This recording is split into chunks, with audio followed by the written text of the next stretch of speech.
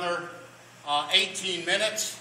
In the most recent survey, the average TV station is running 5 hours and 18 minutes of local news per weekday. I mean, and it just keeps going. I mean, that's a pretty relentless march since 2000. That's where it really, I mean, before 2000, you know, it was kind of pretty steady in that 3 to 3.5 hour range. Yeah, 3 hour range. And it has marched steadily upward, and this is a critical point. In the days when I used to get calls from newspaper reporters, there are a lot fewer of them now, so anecdotes will do. I don't get nearly as many calls as I used to. It's very sad.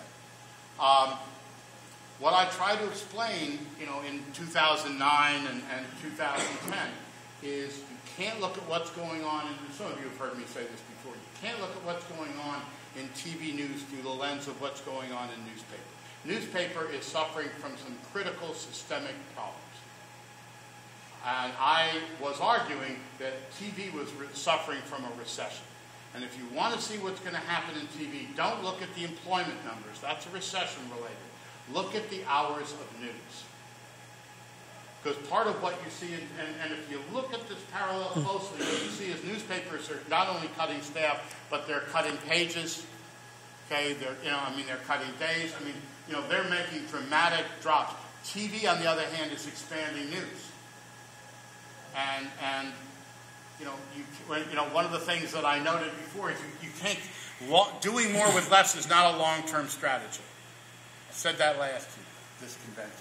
It's not a long-term strategy. It's something you can get away with when times are bad. Okay? That's why we had the big growth in staffing in 2011. Because we had too much pent-up demand. There were too few people doing too much and expanding news. That's why we saw the jump in 2011. It's part of why we're going to see the jump in 2012 again. Were many people projecting that local news was dead 5 years ago?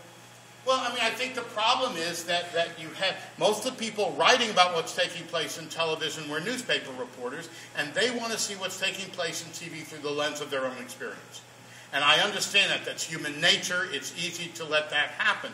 But that wasn't what was taking place if you looked at it really closely. You know, it's not that now, it's important to understand, it's not that there aren't any parallels, there are, and it's not that TV is safe forever, because it's not. Okay, don't misinterpret this. I'm not saying good forever. I'm just saying good now. Short and medium term looks pretty good.